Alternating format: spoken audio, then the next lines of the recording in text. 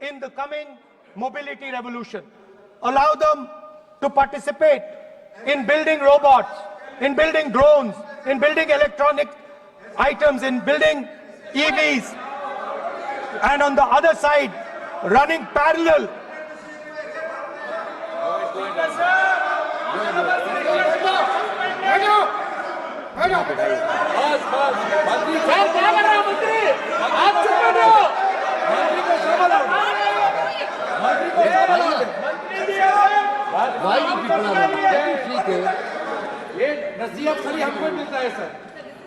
मैंने उनको ही मना The country, Speaker sir. ऐसा नहीं है। आप भी बहुत डिस्टर्बेंस करते हैं।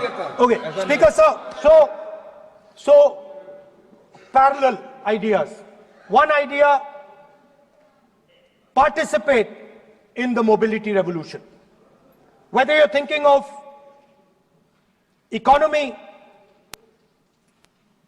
weapons, production, healthcare, India should participate in this revolution.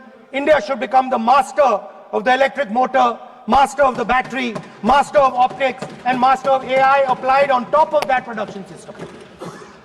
Now imagine the power of AI when we apply it to the caste census. You imagine what we will do with AI and what we will do with the social revolution in this country when we start to apply AI on the data that we get from the caste census. So we are going to run a parallel track. On one side, participation, revolutionizing the participation of Dalits, OBCs, Adivasis in the ruling of this country, in the institutions of this country, in distribution of wealth of this country. And on the other side, parallel track, challenge the Chinese and participate in the revolution and defeat the Chinese in electric motors, batteries, solar panels, and wind. Yeah.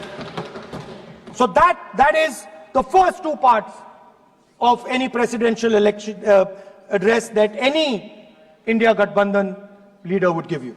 The final, of course, we go back to the Constitution. This, our favorite, just like the production system is a weapon, just like Jati Jangarna is a weapon of transformation, this is what the entire architecture is built on.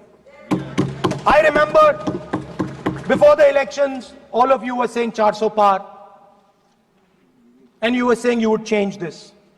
And then I was glad to see that the Prime Minister walked in and then was forced to bow his head in front of the Constitution.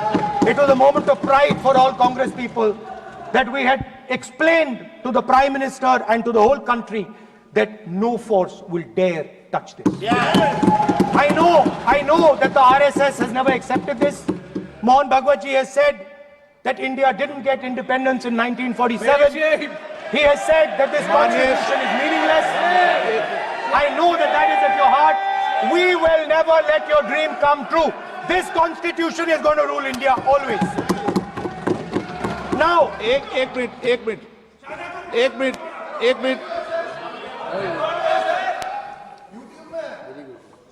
आप प्रतिपक्ष के नेता हैं,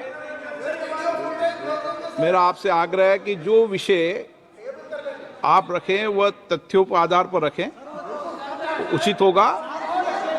मैंने आपको पहले भी कहा, और जो सदन के सदस्य नहीं है उनकी चर्चा न करें। बताता हूं सर, मोहन भागवत आप नियम प्रक्रियाओं की पालन करें, आपसे अपेक्षा। सर, मोहन भागवत जी ने स्टेटमेंट दिया। मोहन भागवत का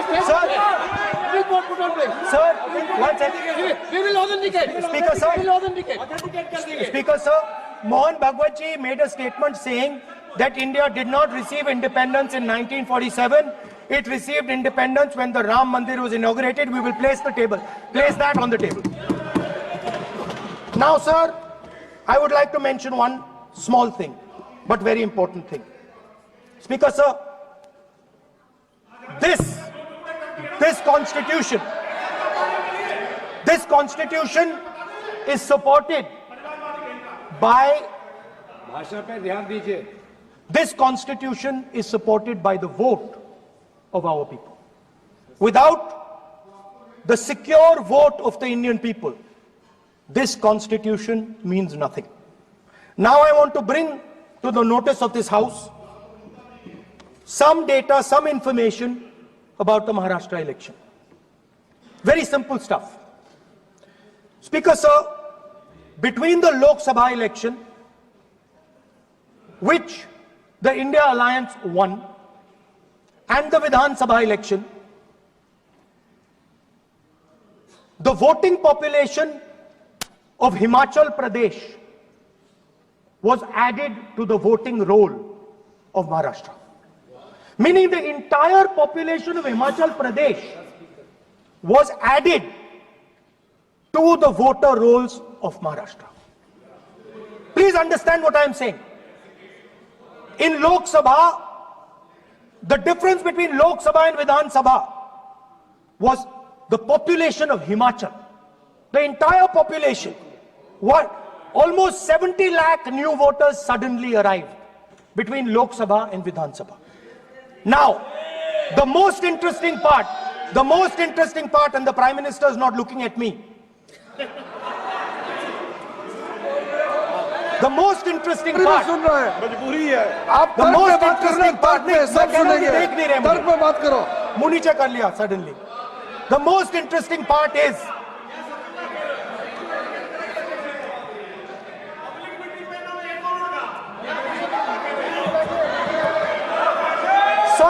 Sir, Maharashtra में more voters were added in 5 months in Maharashtra than were added in 5 years in Maharashtra.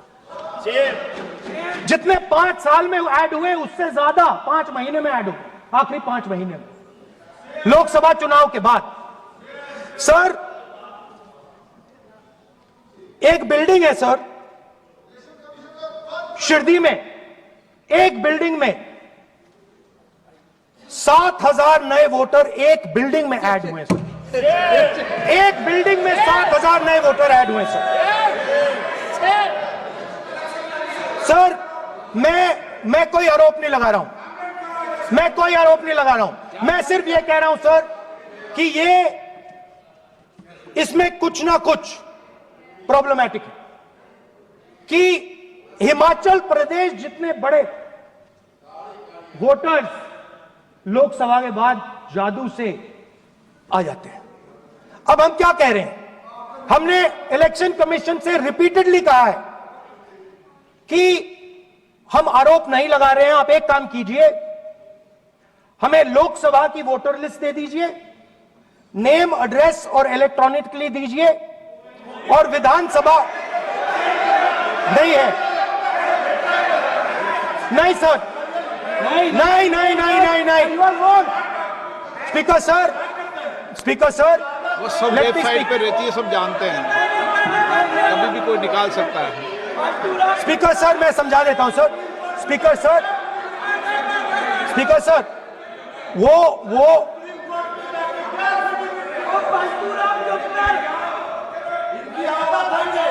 Speaker sir, we have asked, speaker sir,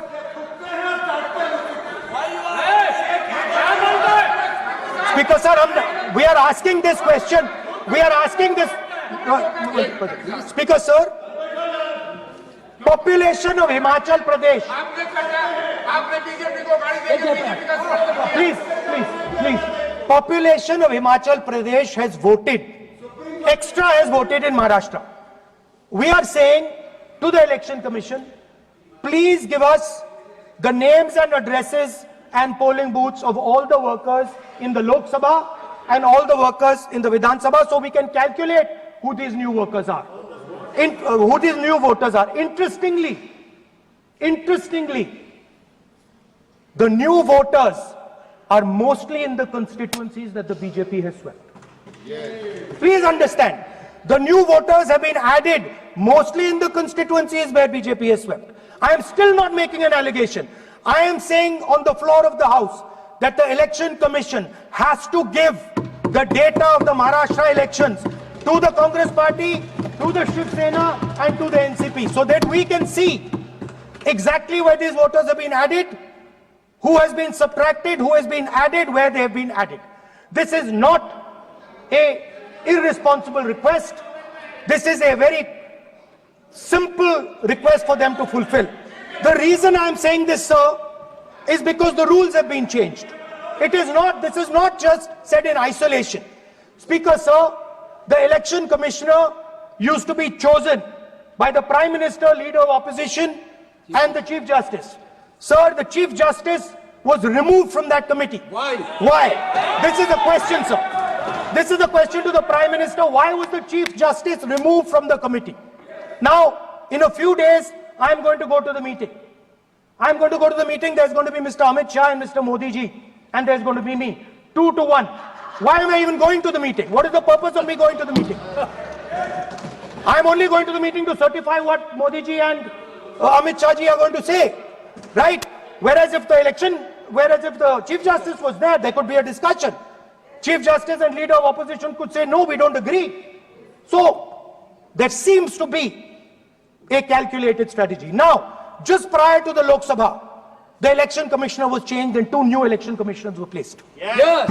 We know that the election dates were changed. Yes. We know that the elections were postponed. These are facts. These are not things I am inventing.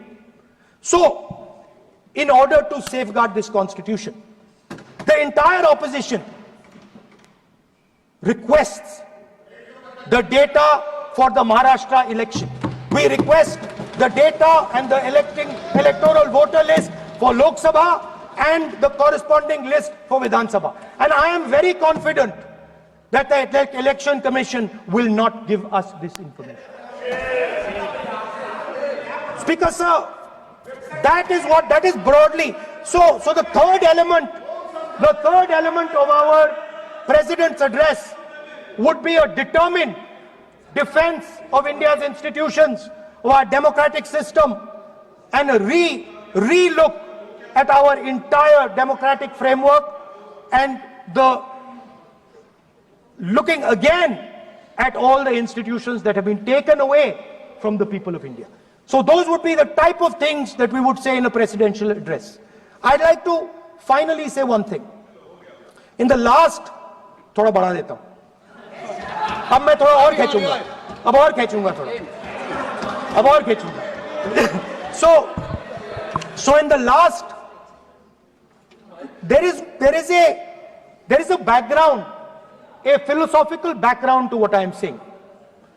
Essentially, what I am saying to the youngsters of India and to this house is that instead of focusing on multiple things, instead of telling us a laundry list, give us a strategy, give us a vision, make it clear, right? Now, there is a philosophical basis to this. There is even a deep philosophical basis to this. I showed you the picture of Shivji, which you didn't allow me to show. I showed that picture for a reason. What does that picture tell us? If you look at that picture carefully, it tells us focus carefully. Do not get distracted. Do not look here and there. Do the job at hand. So there is a philosophical basis to the speech I have given. I have not told the House and the country that we will do this, and this. This is the philosophy of Shivji. Say what you have to say, but be clear that you're going to do that one thing and don't do 50, 60, 70 different things. So there is a link between our philosophical tradition, our religious tradition, and what I'm saying. And that is what India needs to do. India needs to connect the past, the values of the past. You talk about Sardar Patel ji, but you destroy Sardar Patel ji's values every day. You talk about Ambedkar ji, you destroy his values every day. You talk about Nehru ji. No, you don't talk about Nehru ji. Right? You bow in front of Buddha. You destroy what he says. So the point is, you have to be truthful to what you are. Right? And it is important that when you are giving a way forward to the nation, there is clarity of purpose. There is no hatred. There is no violence. There is no anger, because these things are destroying our country. So my speech has not been angry, has not been nasty. My speech has been very polite, very kind, and I thank the Prime Minister for coming and listening to it.